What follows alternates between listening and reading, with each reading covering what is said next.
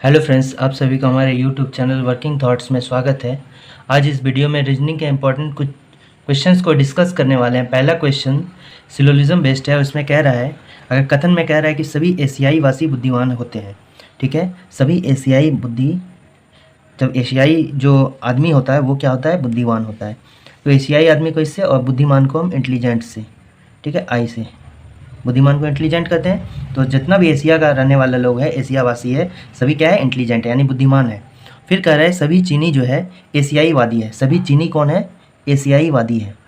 तो सभी चीनी है, यानी चीनी वाला जो है एशिया का बाउंड्री है उसके अंदर आएगा, ठीक है। तो अब निष्कर्ष क्या निकलता है इससे, निष्कर्ष कह रहा है कि कुछ चीनी बुद्धिमान है। तो देखते हैं कुछ चीनी जो है बुद्धिमान है। तो यहाँ देखते हैं कि सभी चीनी अगर बुद्धिमान हो गया तो कुछ वाला तो सही होगा, ठीक है। यहाँ कह रहा है चूँकि चीनी वाले जो है इस बाउंड्री के अंदर है, बुद्धिमान का या इंटेलिजेंट का बाउंड्री है। बुद्धिमान को इंग्लिश में इंटेलिजेंट कहते हैं, ये इंटेलिजेंट का बाउंड्री है और चीनी वाला तो इसके अंदर है। तो ऑल वाला सही है, यानी कुछ वाला भी क्या होगा, सही होगा, ठीक है।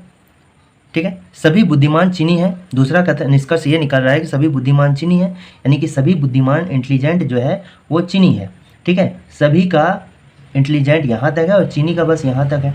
तो सभी चीनी चूँकि इंटेलिजेंट है, लेकिन सभी इंटेलिजेंट तो चीनी है, चीनी का बाउंड्री तो बस इतना ही है ना, ठीक है, चीनी का बाउंड्री बस इतना है। लेकिन ये वाला तो अदर पार्ट चीनी में नहीं आ सकता, इसलिए ये क्या होगा, गलत होगा।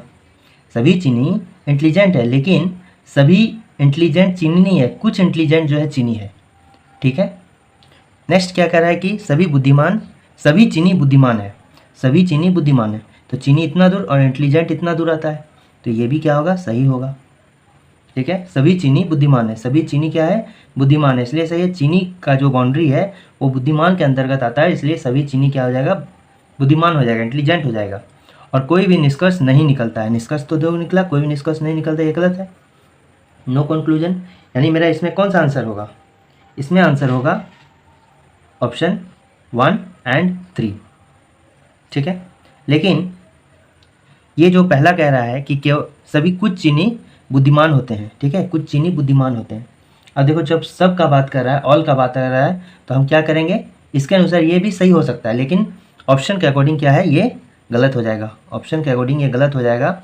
मेरा जो है यहाँ पर ऑप्शन नंबर सी जो होता है, केवल निष्कर्ष 3 है, ये ऑप्शन सी सही है, ठीक है। Next question direction based problem है, और डायरेक्शन बेस्ड प्रॉब्लम में पहले जो डायरेक्शंस होता है वो जान लेते हैं। ऊपर हो गया उत्तर, नीचे हो गया दक्षिण, ये हो गया पूर्व और ये हो गया पश्चिम।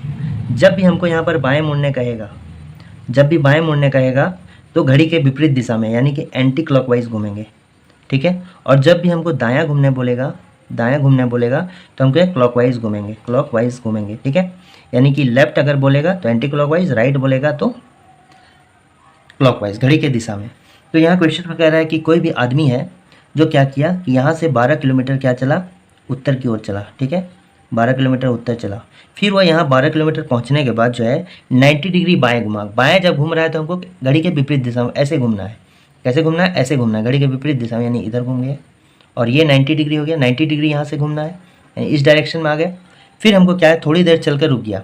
यदि वो आरंभिक स्थान और अंतिम स्थान के बीच की दूरी, यानी यहाँ जो है चलने के बाद रुक गया और ये अंतिम स्थान हो गया, और चलना कहाँ, यहाँ पर हम किया था, इसकी बीच की दूरी जो है कितना है, 13 किलोमीटर है, ठीक है। और ये क्या, कितना हो जाएगा ये, चूँकि ये अगर हम देख लें, अगर बेसिक से भी चलेंगे तो पाइथागोरस थ्योरम में ये क्या हो गया, कर्ण हो गया, ये क्या हो गया, लंब हो गया, ये आधार हो गया।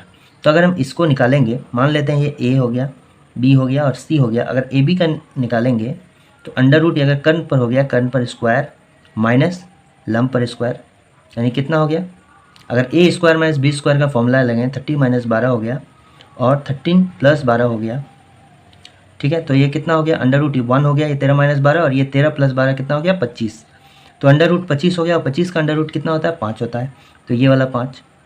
और अगर डायरेक्ट करना चाहते हैं तो हमको ट्रिपलेट नंबर याद रखना, 5, 12 और ट्रिपलेट नंबर 13 होता है। क्या मालूम है, जैसे हम 12 और 13 देखें और फिर 5 देख लें, हम डायरेक्टली 5 कर देंगे। तो ये जो डिस्टेंस हो गया मेरा 5 हो गया। तो उत्तर के घूमने के बाद वह कितने दूर चला, तो यहाँ उत्तर तक चला था और कितना, 5 किलोमीटर चला। तो इसका ऑप्शन नंबर बी हो जाएगा, 5 किलोमीटर, ये बिल्कुल सही आंसर होगा, ठीक है। नेक्स्ट क्वेश्चन कह रहा है कि वह आरेख चुनिए जो नीचे दिए गए वर्गों के बीच का सही निरूपण करता है। यहाँ पर क्या दिया गया है, सरकारी कर्मचारी दिया गया है, सरकारी कर्मचारी, ठीक है, और क्या दिया गया, व्याख्याता, व्याख्याता, फिर क्या दिया गया है, डॉक्टर, डॉक्टर, ठीक है। तो यहाँ पर सबसे उपयुक्त जो इसका वेन डायग्राम बनेगा ऐसे करके बनेगा, ठीक है, ऐसे करके बनेगा। ये इसलिए बनेगा क्योंकि जरूरी नहीं है कि सभी सरकारी कर्मचारी जो है, सभी सरकारी कर्मचारी व्याख्याता होंगे, ये जरूरी नहीं है, और सभी सरकारी कर्मचारी जो है डॉक्टर भी होंगे, ये जरूरी नहीं है। तो कुछ सरकारी कर्मचारी जो है व्याख्याता होंगे और कुछ सरकारी कर्मचारी डॉक्टर होंगे, क्योंकि और कुछ व्याख्याता जरूरी नहीं है कि सरकार के अंडर ही काम करता है, ये प्राइवेट भी हो सकते हैं। कुछ डॉक्टर क्या होता है, सरकारी कर्मचारी भी हो सकता है और प्राइवेट भी हो सकता है। इसलिए कुछ वाला जो रिलेशन है, कुछ सरकारी कर्मचारी क्या हो सकता है, व्याख्याता हो सकता है, कुछ सरकारी कर्मचारी डॉक्टर भी हो सकता है, और ऐसे लेके कुछ डॉक्टर जो है सरकारी कर्मचारी भी हो सकता है, क्योंकि जरूरी नहीं है कि सभी डॉक्टर कर्मचारी सरकारी कर्मचारी हो, प्राइवेट भी हो सकते हैं, ठीक है। इसलिए ऑप्शन नंबर डी जो है ये बिल्कुल। मैं क्वेश्चन कर रहा है कि 8 मित्र हैं ABCDH एक वृत्ताकार मेज के चारों ओर बैठे हुए हैं। मान लेते हैं वृत्ताकार मेज है, 8 लोग हैं, 8 लोग की जगह बना लिए। तो इसमें 2 टाइप के क्वेश्चन आते हैं कि मेज में सभी लोग केंद्र की ओर मुख करके बैठे हुए हैं और एक केंद्र के विपरीत दिशा में।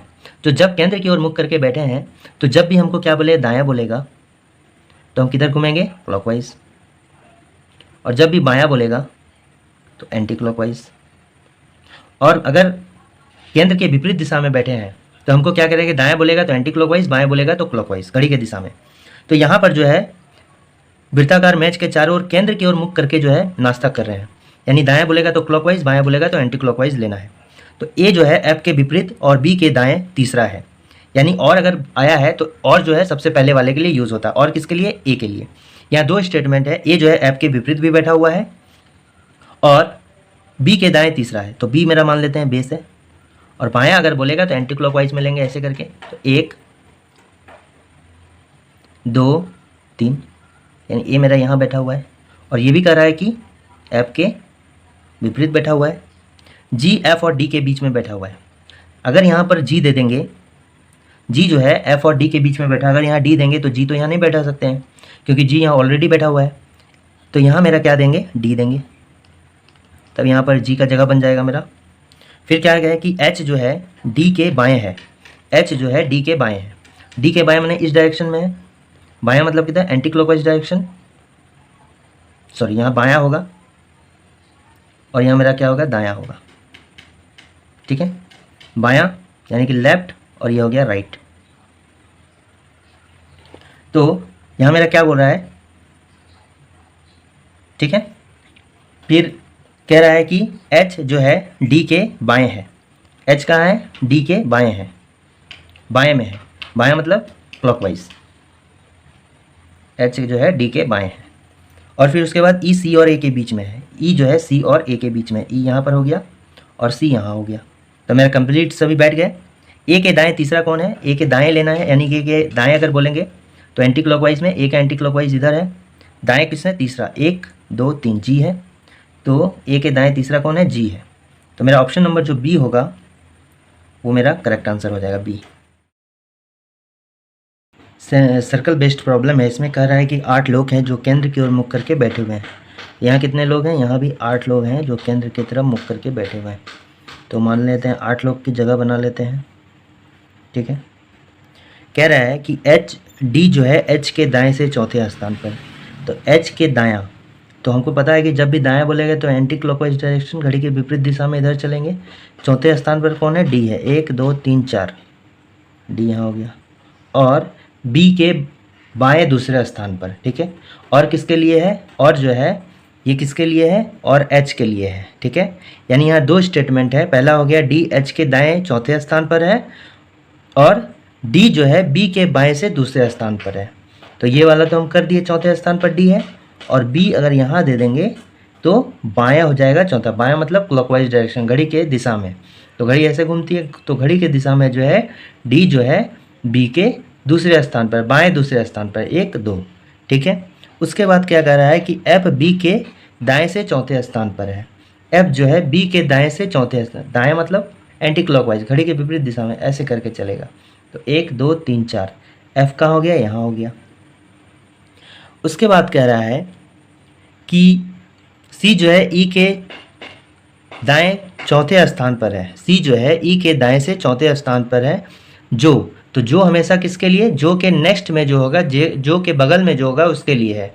तो जो है, जो के बगल में कौन है, ई के लिए यूज़ हो रहा है। सी ई के दाएं चौथे स्थान पर है, जो बी या डी के बिल्कुल दाएं नहीं है। यानी जो है ई के लिए कह रहा है, ई जो है बी या डी के बिल्कुल दाएं नहीं है। दाएं मतलब एंटी क्लॉकवाइज डायरेक्शन, यानी ई यहाँ पर इस पोजीशन पर नहीं होगा, डी के दाएं ये पोजीशन हो गया, और बी के दाएं इस पोजीशन है, ई यहाँ पर नहीं होगा।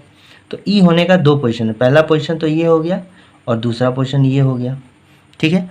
और ए डी के बिल्कुल बगल नहीं है, तो यहाँ भी ए हो सकता है। तो पहले हम ई को बैठा लेते हैं। तो अगर हम पोजीशन नंबर, तो यहाँ दो पोजीशन है, कहाँ ये बैठाएंगे नहीं, तो यहाँ सेम फिगर एक बना लेते हैं इसी टाइप का, ठीक है। सेम फिगर बना लेते हैं, मान लेते हैं ये हो गया, ये हो गया, ये हो गया, ये और ये। तो यहाँ क्या है, ये फिक्स पोजीशन है, बी हो गया, ये डी हो गया, ठीक है। यहाँ इन दोनों पोजीशन पे ई नहीं बैठेगा, यहाँ भी ई नहीं बैठेगा, यहाँ भी नहीं बैठेगा। तो पहला तो, और यहाँ पर एच था, ठीक है। तो पहला पोजीशन तो ई का हम मान लेते हैं, यहाँ पर बैठा देते हैं, और दूसरा इस जगह पर बैठा देंगे, यहाँ पर एफ के बगल में। तो दो फिगर ई यहाँ बैठा दिए। ई के दाएं चौथे स्थान पर सी है, तो ई का दायां मतलब इधर लेंगे, 1 2 3 4। सी कहाँ पर, यहाँ पर हो जाएगा, सी यहाँ पर हो जाएगा, ठीक है। और यहाँ पर अगर लेंगे तो 1 2 3 4, सी कहाँ हो जाएगा, यहाँ हो जाएगा, ठीक। ए जो है डी का बिल्कुल पड़ोसी नहीं है, यानी कि ए यहाँ पर नहीं होगा। यहाँ पर दो ही खाली जगह, एक तो ये हो गया इस फिगर, ये हो गया, और स्टेटमेंट कह रहा है कि ए जो है डी के बगल में नहीं है, पड़ोसी नहीं है। यानी अगर इस फिगर की बात कर लें तो ए यहाँ होगा और जी मेरा यहाँ हो गया, ठीक है। जी मेरा यहाँ होगा, ई तो यहाँ नहीं हो गया, ई का निकल गया, जी मेरा यहाँ।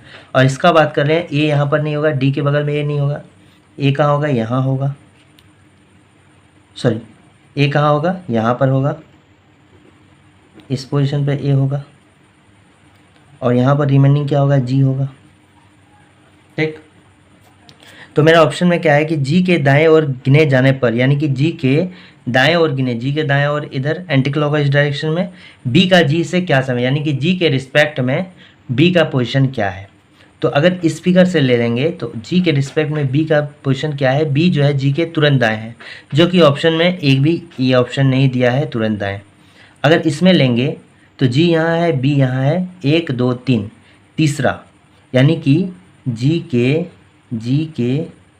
जी से तीसरा कौन है, बी है, जो कि कहाँ है, ऑप्शन नंबर जो है बी में है, ठीक है। ऑप्शन नंबर बी में ये दिया हुआ है, option number B is the correct answer. Next question जो है मेरा डायरेक्शन बेस्ड प्रॉब्लम है। इसमें कह रहा है कि दक्षिण पश्चिम की ओर मुख करके एक आदमी खड़ा है। तो मान लेते हैं ये मेरा क्या है, उत्तर है, ये मेरा पूर्व है, ये मेरा दक्षिण है, और ये मेरा क्या है, पश्चिम है, ठीक है। और दक्षिण पश्चिम की ओर मुख करके मेरा कोई आदमी खड़ा है, ये वाला मान लेते हैं कोई आदमी यहाँ पर है, ठीक है। मान लेते हैं कि कोई आदमी है यहाँ पर, ठीक है। अब जो है यह व्यक्ति जो है जो यहाँ पर खड़ा है, तो दक्षिणावर्त 270 डिग्री घूम जाता है। तो दक्षिणावर्त मतलब क्या है, वर्त का अर्थ क्या है, दक्षिणावर्त का अर्थ क्या हो गया कि घड़ी की दिशा में, ठीक है, घड़ी की दिशा। और वामावर्त मतलब घड़ी के विपरीत दिशा, घड़ी के विपरीत दिशा, ठीक है। तो यहाँ से ये जो है 270 डिग्री चलता है, घड़ी के दक्षिणावर्त चलता है, यानी कि घड़ी की दिशा में यहाँ चला, यहाँ तक ये सीधा हो गया 180 डिग्री हो जाएगा, और 180 प्लस 90 चलेगा, यहाँ से 90 डिग्री मतलब यहाँ चला गया इस डायरेक्शन में, ठीक। तो ये कितना चला गया, अभी ये 270 हो गया, यहाँ से घूमा, घूमते घूमते यहाँ गया, यहाँ से यहाँ घूम गया, 270 डिग्री घूम गया, और फिर वामावर्त 90 डिग्री घूम गया। तो इसका 90 डिग्री क्या इधर बन जाएगा, ये व्यक्ति जो है इधर चला गया है, ठीक है, इधर चला गया, यानी ये व्यक्ति जो है यहाँ उत्तर पूर्व की ओर मुख करके, यानी ऑप्शन नंबर जो डी होगा वो मेरा क्या होगा, करेक्ट होगा।